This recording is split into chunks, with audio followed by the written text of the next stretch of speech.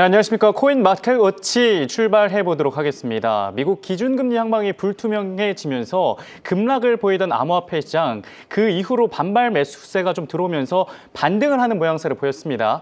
네, 하지만 오늘 새벽에 공개됐던 7월 FOMC 회의록에서 인플레이션을 우려하는 위원들의 목소리가 커지면서 다시 이 기준금리의 향방은 미지수가 되면서 암호화폐 시장 방향성을 못 잡고 있는데요. 아무래도 내일 새벽에 있을 잭슨홀 미팅에서 파월 의장의 발언까지 들어봐야 이 시장의 움직임이 명확해지지 않을까 싶습니다. 네, 더 자세한 흐름 블록체인 투데이의 이은주 기자와 이야기 나눠보도록 하겠습니다. 어서 오십시오. 안녕하십니까. 네, 오늘도 이 라이브 중에 실시간 채팅으로 궁금한 코인을 남겨주시면 내일 방송에서 AI 분석과 예측을 해드릴 테니까요. 많은 참여 부탁드리고요. 먼저 이은주 기자님과 여러분께서 가장 궁금해하시는 주요 코인부터 살펴보도록 하겠습니다. 코인 딥다이브 시간 시작해 보도록 하겠습니다. 먼저 이 비트코인부터 차트를 보면서 저희가 얘기를 나눠보도록 하겠습니다. 비트코인 같은 경우에는 화요일 날 2% 넘는 하락 흐름을 보였고 어제 좀 반발 매수세가 다행히도 들어왔습니다. 그리고 오늘은 약보합권에 머물고 있는데요.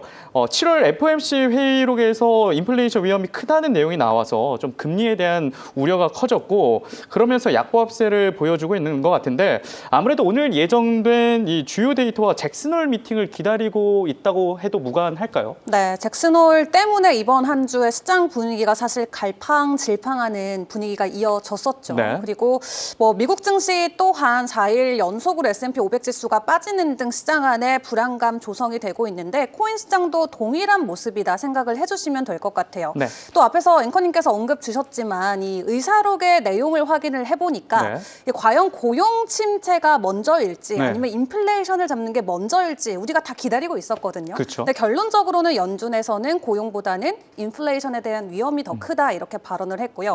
한마디로 기준금리를 인하하지 않을 가능성에 조금 더 무게가 실리면서 위험 자산으로 분류될 수 있는 증시라던가 코인 시장 또한 추가적인 하락 위험에 좀 노출이 됐던 것 같습니다. 근데 우리가 주말부터 쭉 빠졌잖아요. 그렇죠. 그러다 보니까 오늘은 일단 좀 일시적으로 반등을 해주는 모습이 포착이 되긴 했는데 이더리움 쪽으로 좀 강한 반등이 나왔었고 비트코인 사실 이렇다 할 만한 큰 반등세를 보이진 않았습니다. 앞에서 언급을 주셨던 것처럼 오늘 새벽에 이제 진행되게 될 이 제롬 파월 연준 의장의 발언이 시장에는 가장 큰 중요 포인트가 될 것으로 보여지고요. 그렇다면 비트코인의 모습만 놓고 봤을 때 지금 시장 안의 분위기 어떤 시그널들이 포착이 되고 있는지 좀 간단하게 설명을 드려보도록 하겠습니다. 최근에 저희가 고점 대비해서 비트코인이 10% 정도의 가격 조정을 지금 겪고 있는 상황인데요. 상황이 이렇다 보니까 단기 보유자들 입장에서는 좀 불안감이 커질 수밖에 없습니다. 특히 이게 내부적인 이슈로 가격 변동성이 나오는 게 아니라 미국 경제가 지금 침체에 가냐, 스태그플레이션이냐 이런 우려감이 나오는 것이기 때문에 말 그대로 장기화가 될 수가 있다라는 거고요. 이게 장기전으로 들어가게 된다면 코인 시장에 다시 한번 좀 약세가 길어질 수 있는 불안감이 있기 때문에 단기적으로 손실을 보신 분들이 강하게 홀딩을 해주는 장세가 아니라 오히려 지난 이틀 동안 엄청난 물량을 시장에 손실을 보면서 매도한 게 데이터적으로 확인이 됐습니다. 원화 기준으로는 거의 8조 원 정도의 비트코인이 거래소로 유입된 게 포착이 됐고요. 이를 놓고 우리가 좀 두 가지 시나리오를 생각을 해볼 수가 있을 것 같아요. 이렇게 단기 보유자들이 손실을 보면서도 물량을 던졌기 때문에 조금 더 가벼워진 비트코인이 더 높이 위로 갈 수 있는 가능성이 생길 수도 있고요. 아니면 이런 약세가 차트적으로 강하게 드리워진다면 추가적인 약세 장기화 국면으로도 들어갈 수 있는 그 갈림길에 놓였다고 생각을 하시면 될 것 같습니다. 그렇기 때문에 내일 제롬 파월 연준 의장의 발언이 그 어느 때보다도 중요할 수밖에 없을 것 같은데 일단 시장에서는 마지막 지금 잭슨홀 미팅이잖아요. 작년에도 잭슨홀 미팅 때 어느 정도 연준이 어느 정도 스탠스를 바꾸는 발언을 해주면서 금리 인하로 이어졌었는데 이번에는 매파적인 발언을 더 강하게 해주지 않을까 시장의 전문가들이 예측은 하고 있습니다. 지금까지 트럼프 대통령이 금리 내려라 이렇게 협박을 할 때도 안 내리고 꿋꿋하게 버텼다가 마지막에 꼬리를 내리면 어떻게 보면 마지막 자리이기 때문에 오히려 더 강하게 하락에 나갈 가능성이 있다라는 분석들도 굉장히 정치적이네요. 이런 점에서 보면 나올 수도 있고요. 그래서 끝까지 매파적인 발언이 나오지 않을까라고 월가에서는 좀 예측을 하고 있는데 만약 그런 목소리가 나온다라고 했을 때 지금 비트코인의 방향성이 위쪽보다는 아래쪽을 향해서 갈 수 있는 가능성이 크다라는 분석들도 일단 포착이 되고 있습니다. 네, 연준 이야기가 나와서 여쭤보는 건데 일단 리사 쿡을 사임할 수 있다. 또 트럼프 대통령이 발언했잖아요. 이렇게 되면 연준 위원 3명에서 4명이 이제 비둘기파로 돌아서는데 이렇게 되면 파월 의견과는 무관하게 금리 인하가 강행되는 거 아닙니까? 네, 근데 사실 연준 같은 기관들이 하나의 목소리를 내어줘야만 그 기관에 힘이 실리는 거잖아요. 근데 지금 거기에서의 균열이 조금씩 나오고 있고 우리가 지난번 FOMC 때도 2명이 금리 인하를 이야기를 하면서 이렇게 2명의 위원이 반대표를 던지는 게 상당히 이례적인 사건인데 최근에 그런 동향들이 포착이 되고 있거든요. 여기에 트럼프가 자꾸 자기 사람으로 교체를 하는 움직임이 나오게 된다면 연준 자체에 대한 신뢰도 하락으로 이어질 수 있기 때문에 상황이 어떻게 될지는 지켜봐야겠습니다만 일단 리사 쿡 같은 경우도 자리 안 물러난다. 일단은 그렇게 이야기를 공개적으로 했기 때문에 완강하네요. 상황이 어떻게 될지는 조금 더 지켜봐야 될 것 같습니다. 일단 이렇게 우리가 좀 불안한 심리를 좀 잠재우기 위해서는 마이클 세일러의 이 한마디 여러분들도 기억을 해보시는 게 좋을 것 같습니다. 어떤 거죠? 네, 마이클 세일러가 본인의 개인 계정에 이런 사진을 올렸습니다. 곰을 무시해라 이렇게 적었는데 약세장을 무시해라. 그렇죠. 근데 제 생각에 저 정도 규모와 저 정도 눈빛의 곰이면 전 좀 무서울 것 같거든요. 저는 바로 매도할 것 같은데요. 저건 좀 무서운데 지금 저렇게 무서운 곰을 뒤로 하고도 당당하게 이 시장 안에서의 하락장을 두려워하지 말고 하락장을 계속해서 좀 의견을 피력하는 사람들의 말을 무시하자라고 마이클 셀러가 이야기를 했습니다. 실제로 마이클 셀러 같은 경우는 이번 주에도 좀 추가적으로 이 스트래티지를 통해서 비트코인을 매수하는 움직임을 보여줬었죠.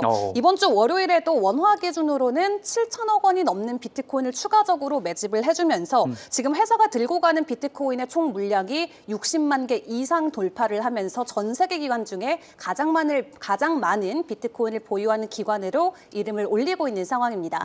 이렇게 높은 가격 구간에도 불구하고 적극적으로 매수를 하고 있는 마이클 세일러의 이 한마디 한마디가 조금 불안감이 커지고 있는 시장에 하나의 좀 소방관 역할처럼 우리의 불안한 마음을 꺼트려주는 발언이 될 수 있기를 바라보고요. 그리고 마이클 세일러만 이렇게 시장에서 강한 매수를 이어가는 건 아닙니다. 간밤에 홍콩 쪽에서도 또 비트코인을 향한 러브콜이 쏟아졌는데요. 이 홍콩 기반의 투자 그룹인 밍싱그룹에서 4,200개 비트코인을 매입하겠다라고 공식적으로 발표를 했습니다. 달러 기준으로는 4억 달러가 넘어가는 규모인데 중요한 건 이게 홍콩 기반의 그룹이라는 것에 우리가 좀 집중해볼 필요가 있어요. 결국에는 뒷단에 중국 쪽의 자본이 들어올 수 있는 하나의 물꼬가 트이는 장소이기 때문에 홍콩 쪽에서의 지속적인 관심은 즉 중국에서의 추가적인 자본 유입으로도 우리가 풀이를 해볼 수 있다는 분석도 나오고 있습니다. 네, 지금 기자님께서 말씀해 주신 것 중에 가장 기억에 남는 게 마이클 세일러처럼 굳건하게 곰을 무시하고 매수 풀매수를 외쳐라. 이렇게 해야 돈을 벌 수 있는 건지 어쨌든 이게 가장 기억에 남고요. 그렇다면 비트코인 전망을 알아볼 텐데 그 전에 저희 지금 생방송으로 진행되고 있거든요. 그런데 83분의 시청자분께서 시청을 해주시고 계십니다. 그런데 기자님에 대한 칭찬이 엄청 많아요. 지금 와 예쁘시다. 그리고 정보력 역시 귀에 쏙쏙. 그리고 블록체인 쪽에서 유명하신 분인데 여기서 보네요. 구독하고 갑니다. 네 이렇게 댓글을 많이 남겨주셨습니다. 감사합니다. 저희 또 기자님 계속해서 함께 하시니까요. 그리고 매일매일 데일리로 저희가 이 프로그램 진행하고 있으니까요. 계속해서 많은 사랑과 시청 부탁드리겠습니다. 네 기자님 그러면 이 비트코인 전망 마이클 세일러처럼 매수 외쳐야 될까요? 저는 사실 떨어질 때가 기회다라고 늘 강하게 주장하는 사람이기 때문에 언제든지 비트코인의 가격 하락이 나오는 건 우리에게 좋은 매수의 찬스다라고 말씀을 드리고 싶어요. 다만 우리가 산다면 조금이라도 더 저렴한 가격에 사는 게 좋겠죠. 지금 시장에서 분석하고 있는 구체적인 지지 라인과 저항 구간까지 함께 체크를 해드리도록 할 텐데요. 일단 우리가 단기 보유자들의 평균 매입가를 주목을 해볼 필요가 있습니다. 여기서 이야기하는 단기 보유자는 최근 155일 안에 안에 비트코인을 매수한 사람들을 의미하고요. 네. 이들의 평균 단가가 지금까지 역사적으로 비트코인의 강한 지지 라인으로 늘 작용을 해왔습니다. 네. 근데 오늘 날짜 기준으로 확인을 해봤을 때 해당 구간이 10만 8천 달러인 것을 체크를 해볼 수가 있겠고요. 네. 아직까지는 비트코인의 가격이 11만 3천 달러기 때문에 이 10만 8천 달러까지 5천 달러 정도의 가격 룸이 남아있는 상황이죠. 네. 다만 가격 흔들림이 나왔을 때 10만 8천 달러 부근까지 하락할 가능성이 있다라는 점 여러분들께서 유의를 해보시면 좋을 것 같고 네. 다만 보통 그 단기 보유자들의 이 평균 매수가의 가격이 도달하면서 계속해서 지지를 우리가 테스트할 때 보통 20%에서 30%의 추가 반등으로 이어졌던 케이스들이 많이 있었기 때문에 네. 10만 8천 달러가 도달이 된다라고 한다면 우리가 또 하나의 굉장히 좋은 매수 구간이다 이렇게 바로 생각을 해볼 수가 있겠습니다. 네. 그리고 미국을 대표하는 거래소죠. 코인베이스의 CEO인 이 브라이언 암스트롱 같은 경우도 오늘 2030년까지 비트코인의 목표가 여전히 100만 달러도 가능하다라고 다시 한번 본인의 계정을 통해서 이야기를 남겼습니다. 네.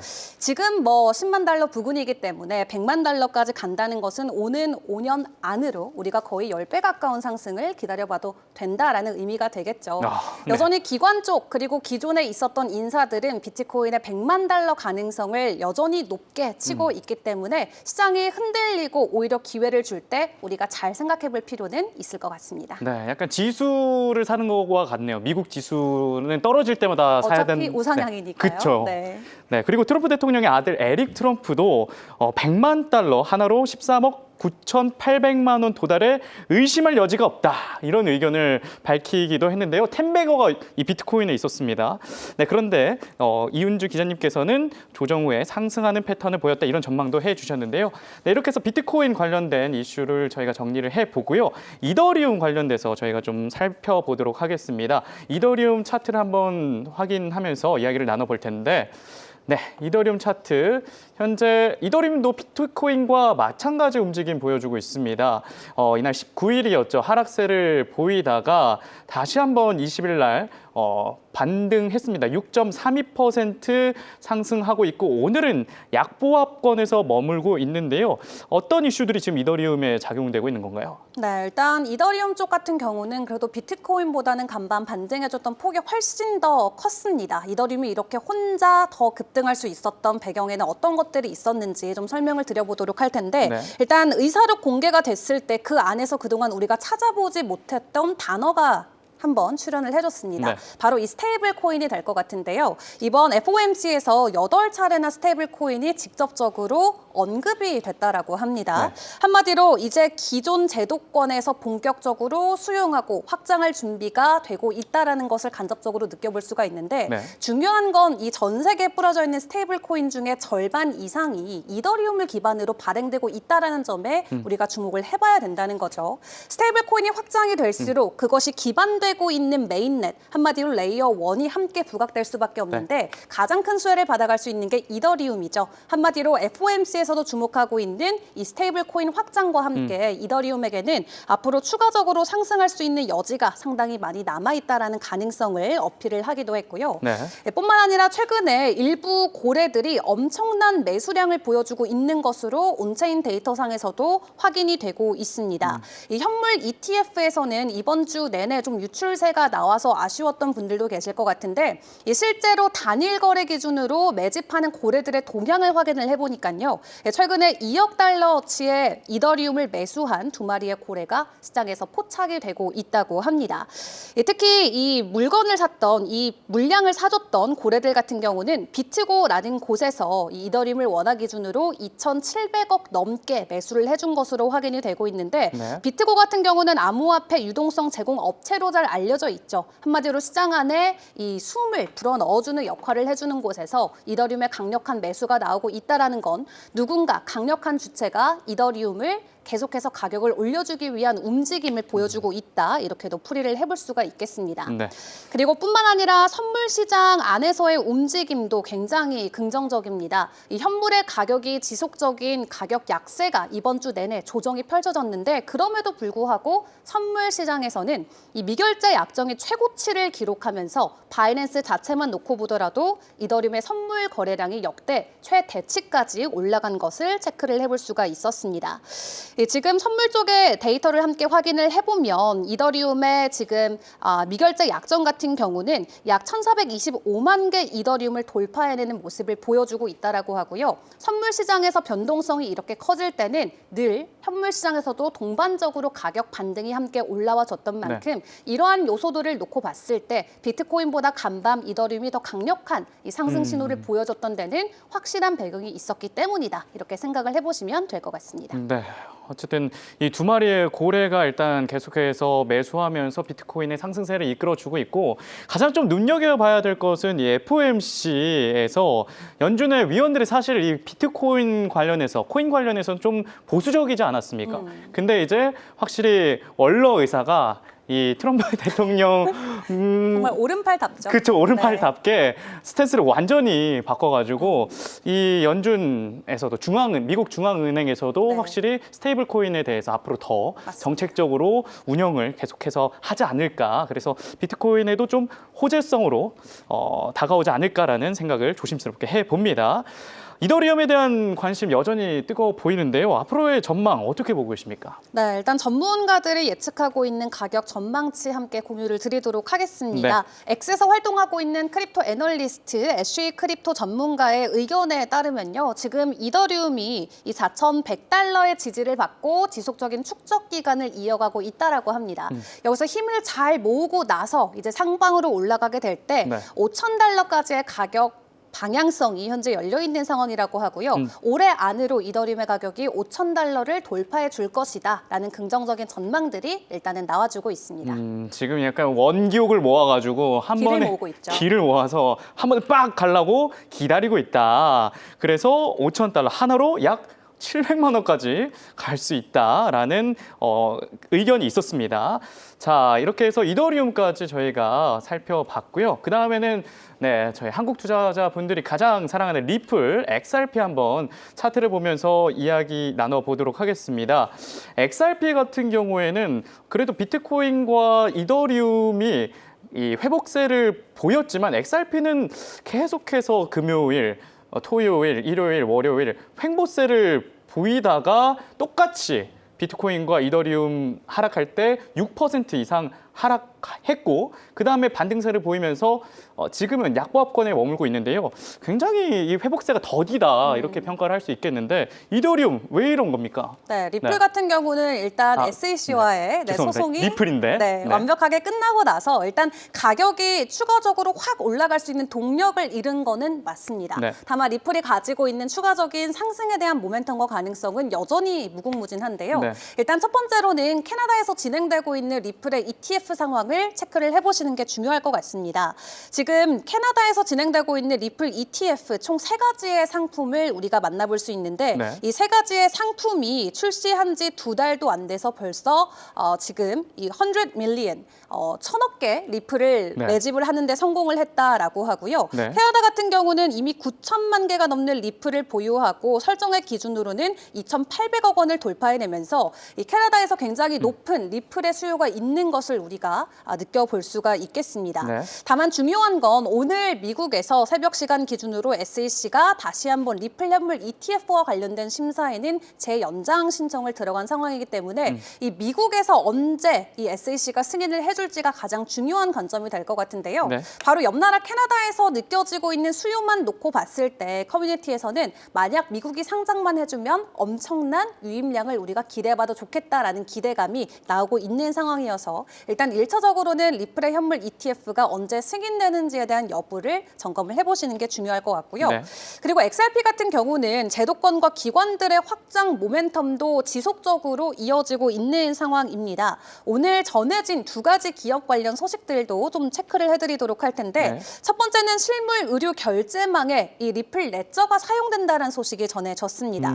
이 웰지스틱스 헬스라는 곳에서 리플 레저를 기반으로 결제 시스템을 진행한 제공한다라고 하는데요. 네. 지금 이곳 같은 경우는 미국의 6,500개 약국 그리고 200여 개 제조업체 서비스를 제공하고 있기 때문에 이렇게 광범위한 리테일 스토어에서 리플 레저를 사용한 결제를 진행하게 됐다라는 소식은 리플 펀더멘털적인 측면에서도 상당히 긍정적인 호재로 볼 수가 있겠고요. 네. 그리고 제미니가 이제 IPO를 추진을 하는데 여기에서 깜짝 공개한 사실이 바로 제미니와 리플이 신용계약을 체결했다라는 소식이었습니다. 네. 최대 7,500만 달러 규모의 자금을 리플로 빌릴 수 있다라고 하고요. 그리고 리플의 스테이블 코인인 RLUSD를 통해서 1억 5천만 달러까지 대출이 가능하다라고 하니까 대규모 금융 계약 체결 소식은 또 리플의 사용량을 확 증가시킬 수 있는 호재로도 우리가 생각을 해볼 수가 있겠습니다. 네. 이렇게 가격적인 측면은 우리한테 좀 실망감을 안기는 것 같기는 하지만 사실 기본적으로 가지고 있는 펀더멘털 이슈는 그 누구보다도 강력하고 희망찬 내용들이 많이 있으니까 조금 더 시간을 주고 지켜보는 게 좋을 것 같습니다. 좀 눈에 띄는 게 실물 의료 결제망 도입됐다. 네. 이게 사실 우리가 비트코인과 암호화폐를 생각해 봤을 때 그래서 이거 어디에 사용하는 맞아요. 데가 가장 핵심이잖아요. 그리고 비트코인 같은 경우에는 피자를 처음 사 먹게 되면서 그게 화폐 가치가 됐고 네. 그런데 리플도 마찬가지로 실물 의료 결제망이 도입이 됐다라는 이슈가 있어서 조금 더 쓰임이 있어 보인다 이렇게 해석할 수 있겠고요. 리플 차트를 보시면 그리고 저희가 이게 RSI 보조 지표를 봤을 때 지금 과매도 구간도 아니거든요. 그래서 어제 좀 이 RSI를 중심적으로 좀 중간 지점, 과매수도 아니고 과매도 지점을 잘 버텨가면 좀 예쁜 차트를 만들어낼 수 있다라는 최 기자님의 코멘트가 있었는데 네, 이 리플도 지금 계속해서 이 RSI 지표상에서 아주 예쁜 차트를 그리고 있다 이렇게 확인해드릴 수 있겠습니다. 네, 그러면 이 지금 흐름이라면 XRP 리플에 투자를 하고 계시거나 앞으로 하실 분들한테는 좀 어떤 조언을 해드릴 수 있을까요? 네, 지금 사실 이슈는 너무 좋은데 리플이 좀 차트적으로는 좀 우리가 우려할 부분들에 대한 시그널들이 좀 포착이 되고 있는 건 사실입니다. 네. 이 부분도 조금 설명을 드려보도록 할 텐데요. 일단 투자자들의 차익 실현이 최근에 좀 이어지면서 시장 안에서의 약세가 이어지고 있죠. 그래서 우리가 지금 이 일본 기준으로 놓고 봤을 때 이 하강 삼각형 패턴이 현재 차트적으로 보여지고 있다고 합니다. 보통 추가 하락에 대한 가능성을 시사하기 때문에 단기적으로 가격 약세 는 유의를 해보시는 게 좋을 것 같고요. 네. 일단 가격 같은 경우는 2.92달러까지 내려가서 지금 유지하고 있는 3달러가 깨질 수도 있다라는 전망이 있습니다. 네. 얼마 전에 우리가 찍었었던 고점 대비해서는 한 20% 정도의 조정이 나온다 생각을 해보시면 될 것 같고요. 그렇기 때문에 지금 추가적으로 가격 하락이 나온다면 2.4달러까지의 가격 되돌림이 나올 수 있다라는 조금 강한 약세에 대한 전망들도 나오고 있어서 네. 함께 체크를 해보시는 게 중요할 것 같습니다. 그리고 네트워크 활동 감소량도 사실 시장에선 좀 우려하고 있는 부분입니다. 이 SEC가 결론적으로는 리플과 함께 소송 종료를 해주면서 네. 일일 활성 주소가 굉장히 많았었거든요. 한때 이 60만 건까지 올라갔다가 지금 3만 건 수준으로 급락을 한 겁니다. 네. 한마디로 정말 맛있는 맛집에서 뭐 한 달에 60만 명의 사람들을 수용을 하다가 네. 지금 손님의 발길이 뚝 끊기면서 3만 명까지 내려간 거거든요. 그럼 가격이 떨어질 수밖에 없네요. 그렇죠. 네. 방문자가 적게 되면은 결론적으로 내가 팔 수 있는 물건의 물량도 줄어드는 거기 때문에 결론적으로 지금 시장에서 보여지고 있는 네트워크의 활동 감소량 또한 가격적인 측면에서는 약세로 이어질 수밖에 없다라는 부분 주의를 해보시는 게 좋을 것 같습니다. 네, 이 어쨌든 3달러 이 지지선을 버티는 게 가장 중요해 보이는데요. 이렇게 해서 리플까지 저희가 한번 살펴봤습니다. 그리고 감사하게도 138분이 봐주시고 계시는데 궁금한 코인 있으면 댓글로 남겨주시면 대단히 감사하겠습니다. 저희가 내일 이 알파픽의 AI 분석 예측이라는 도구가 있거든요. 금요일마다 이거를 진행하고 있으니까요. 많은 댓글 부탁드리겠습니다. 네, 이렇게 해서 비트코인, 이더리움, XRP까지 코인 딥다이브에서 살펴봤습니다. 이번에는 특별한 흐름이나 이슈가 있는 코인들 한번 살펴볼 텐데요. 코인 레이더에서 살펴보도록 하겠습니다.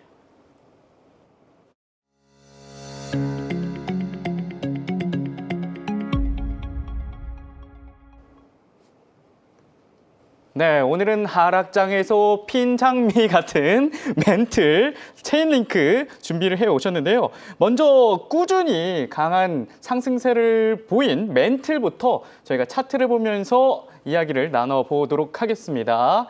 네, 지금 비트코인과 이더리움이 하락장 아니겠습니까? 그런데 지금 이 멘틀 같은 경우에는 볼리저 밴드 상에서 계속해서 상단을 치고 있습니다. 상단을 치고 있는데 지금 월요일부터는 상단을 못 치면서 횡보세를 보이고 있긴 하지만 굉장히 상승세 좋고요. 그리고 RSI를 봤을 때 과매수 구간에서 현재는 조금 꺾이면서 과매수 구간에서는 벗어났고 아무래도 이 구간이 조금 벗어나면 상승세가 조금 반등세가 있을 수 있다 이런 분석이 원래 맞지 않습니까? 이 멘틀 앞으로 좀 더 상승할 수 있는 여력이 있나요, 혹시? 네, 멘틀 같은 경우는 사실 주간 단위로 놓고 봤을 때 상위에서 세 번째로 주간 상승률을 높은 주간 상승률을 기록할 만큼 최근에 변동성이 굉장히 크게 나왔었던 종목입니다. 네. 멘틀에 대한 좀 간단한 좀 소개부터 말씀을 드리자면은 이 이더리움 위에서 만들어진 레이어 2 코인으로 생각하시면 되고요. 이더리움 자체가 워낙 느리기 때문에 조금 더 빠르고 저렴하게 움직일 수 있도록 열심히 일하고 있는 코인이다 생각을 하시면 될 것 같습니다. 네. 최근에 멘틀이 움직일 수 있었던 가장 큰 이슈는 사실 이겁니다. 비트다오와 멘틀이 통합했다, 마이그레이션 했다 우리 이렇게 표현을 하는데 네. 이게 무슨 말이냐면 비트다오랑 멘틀이라는 두 개의 다른 주체가 하나가 된 거예요. 근데 하나가 되는데 네. 비트다오가 멘틀로 넘어왔기 때문에 비트다오 안에 있는 투자자들과 커뮤니티가 그대로 멘틀에 통합이 되면서 흡수된 멘틀이 건가요? 훨씬 더 커지게 된 거죠. 네. 이제 그런 기대감으로 최근에 거래량이 급증하면서 주간 단위 기준으로도 두 자릿수 이상의 높은 상승을 보였는데요. 다만 이 마이그레이션이 끝나고 결론적으로는 주가 하락이 좀 이어지면서 멘틀 같은 경우는 오늘 8% 정도의 가격 하락을 보여주고 있습니다. 네, 조정이 약간 있긴 있네요. 그렇다면 조정이 있긴 있지만 이 멘틀의 상승세는 어디까지로 이어질까요? 네, 멘틀 같은 경우는 차트적인 관점을 제가 한번 챙겨서 와 봤는데요. 네. 일단 멘틀 같은 경우는 이 삼각수렴을 상방으로 돌파해주고 올라가게 된다면 현재 구간에서부터 추가적인 상승이 충분히 가능할 것이다라는 전문가들의 분석이 있고요. 네. 1.5달러에서 1.6달러 구간까지의 상승이 가능할 것으로 일단 전문가들이 예측을 하고 있습니다. 네. 다만 단기적으로 많이 올랐던 만큼 오늘은 일부 조정장이 펼쳐지고 있는데 여기서 만약 비트코인이 추가 하락을 하게 된다면 이런 코인들도 함께 크게 흔들릴 수밖에 그렇죠. 없겠고요. 네. 해당 시나리오는 유효하지 않게 되기 때문에 네. 결론적으로는 늘 우리가 코인을 볼 때는 비트코인을 먼저 보자. 이 부분 기억해 보시면 좋겠습니다. 근데 비트코인을 보려면 또 파월의 입을 확인해야 된다. 결국에는 어쨌든 거시적인 흐름을 보고 맞습니다. 무시할 수 없죠. 그렇죠. 비트코인 흐름 보고 그다음에 각 개별적으로 알트코인의 이슈가 뭐였는지 보고 네. 이 3단계 항상 또 기자님이 또 체킹을 해주시니까요. 계속해서 저희와 함께 코인 투자 이어나가셨으면 좋겠습니다. 자, 그럼 멘틀에 대해서 저희가 좀 이야기를 나눠봤고요. 마지막으로는 체인링크 코인 확인해 보도록 하겠습니다. 차트를 보면서 이야기를 나눠볼 텐데요. 이 체인링크 같은 경우에도 지금 약세장에서 강세 흐름을 보여주고 있습니다. 멘틀과 비슷한 차트를 그리고 있죠. 항상 이 강세를 보이는 차트의 핵심은 계속해서 볼리저 밴드 상단을 계속해서 한 번씩 치고 간다. 하지만 치고 가지만 결국에는 눌리는 모양새를 보여주고 있는데요. 이 체인링크 여전히 그래도 강력한 매수세가 등장하고 있는 모습을 보여주고 있는데 특별한 이유가 있을까요? 체인링크 같은 경우는 2021년에 고점을 찍고 나서 그 뒤로 상당히 지지부진한 가격이 이어지면서 네. 많은 분들의 좀 속을 태우지 않았을까 하는 코인인데요. 네. 대표적인 오라클 코인으로 좀 설명을 드릴 수가 있겠고요. 체인링크가 최근에 멘틀과 함께 주간 단위로 두 자릿수 이상 급등할 수 있었던 이유 좀 간략하게 설명을 드려보도록 하겠습니다. 네.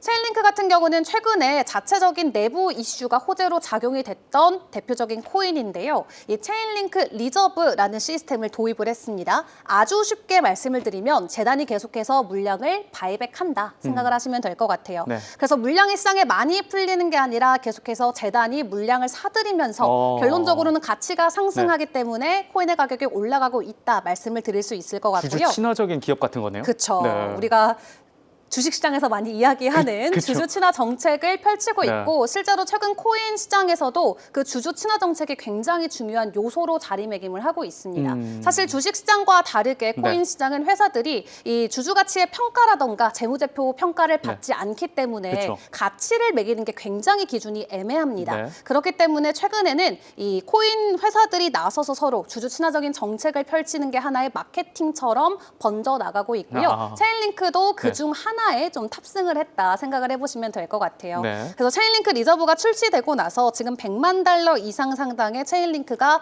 리저브에 예치가 돼 있는 상황이라고 하고요. 이거 이제 반대말이 언락이라는 또 표현도 있는데 네. 재단이 물량을 또 푸는 시기도 있거든요. 그쵸. 그래서 재단이 물량을 푸는 시기와 재단이 오히려 이렇게 바이백을 해주는 상황을 놓고 그 구간 안에서의 우리가 매수 타점만 잘 잡는다면 단기적인 변동성에도 충분히 우리가 대응을 할 수 있기 때문에 이런 이슈들도 잘 챙겨보시면 좋을 것 같습니다. 코인마다 언락 시점과 바이백 시점을 제대로 알면 이 박스권 안에서 저희가 수익률을 낼 수 있는 그쵸. 가능성이 있겠네요. 네. 이런 것도 또 혹시 나중에 잡아주시나요? 네, 언락 일정 네. 같은 경우는 재단들이 미리 공지를 하기 진짜요? 때문에 코인마다 다 확인이 가능한 부분이고요. 네. 보통 언락 같은 경우는 처음에 토큰을 출시할 때 그 토코노믹스에 탑재해서 아예 발행하는 경우도 많이 있습니다. 네. 근데 약속을 지키지 않는 재단들이 많기 때문에 그래요? 코인들이 신뢰도를 많이 잃는 부분도 있지만 네. 이제 메이저급의 코인들은 웬만하면 언락 일정들대로 쭉 진행을 하는 부분이 있어서 저희가 다루는 코인 중에 언락 일정이 있는 종목들은 제가 매일매일 여러분께 전달을 드리도록 하겠습니다.